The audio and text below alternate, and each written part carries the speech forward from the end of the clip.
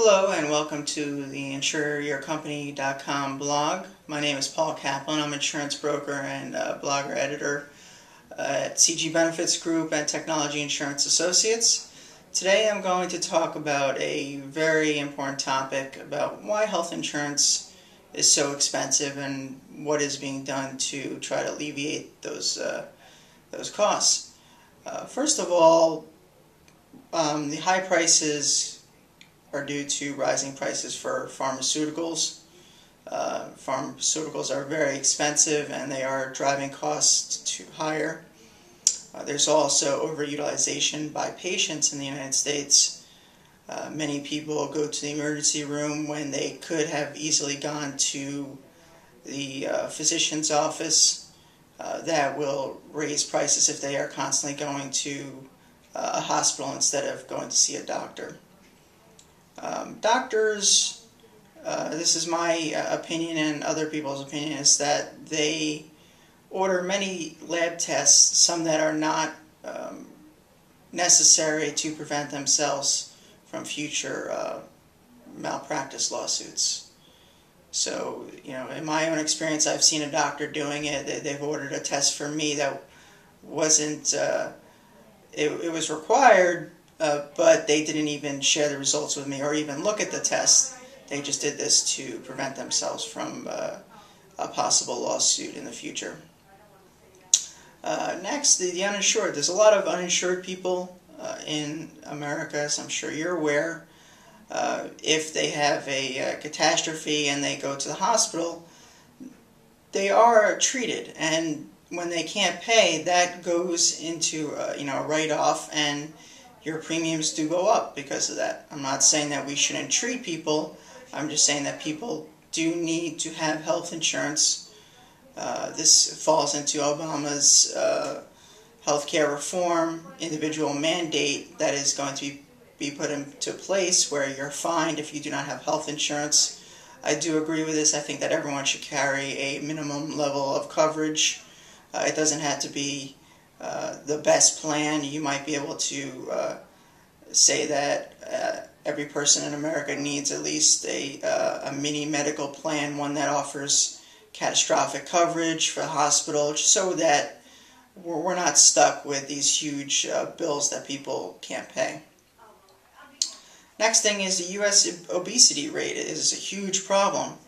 It's rising at an alarming rate. The U.S. is ranked #1 in the world, with over 30% of our nation classified as obese. This is, like I said, a huge problem, and we do need to institute more exercise as a nation, especially in schools. I know that they do have, weekly required physical education. I think it should be daily that they have to have exercise. Okay, going on, new technology. It's great that we have new technology to cure diseases or have new treatments, but if we have new technology, it's going to increase costs. This is largely unavoidable. This is just one of the byproducts of innovation, is that the costs are going to go up.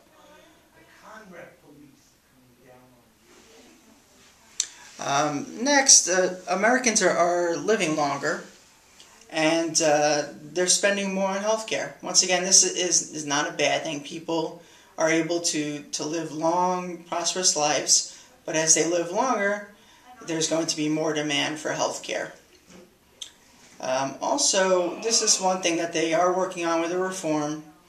The U.S. lacks comprehensive medical records to eliminate redundant testing, eliminate costly errors, and to reduce administration costs. We need an interlocking system nationwide for medical records. Like I said, this will eliminate errors, and this is part of why premiums go up, is because they need the administration, and when it's done by hand or when the systems are not talking to each other, prices can go up. Also, another thing that is bringing up prices is our lack of preventative care. If we increase preventative care, and this is one of the points of the healthcare reform that just passed, is that preventative health care is going to be on a no-cost basis. And this is great. That people should get their physical each year.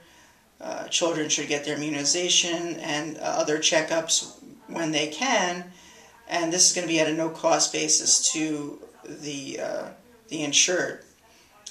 If we do this, we can catch illness or other diseases that need treatment at an earlier stage, and if we treat them sooner, this will reduce the amount of usage because we'll be able to treat them earlier. So that's a rundown of why health insurance is so expensive. There are many reasons that are beyond this that may contribute to the increases in health care. I deal exclusively with small groups in New Jersey, and we're seeing about an average of 14% increases and each year when they renew their health insurance. And this is not something that the small businesses can contain. There needs to be change, and that's why the reform has recently passed to hopefully alleviate some of the price increases.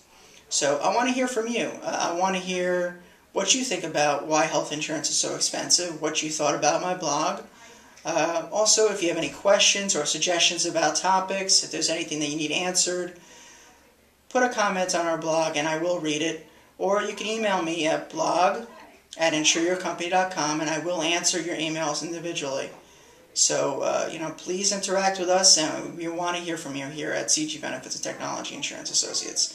Thank you for watching this video, and stay tuned. We'll have more videos each week. Thank you.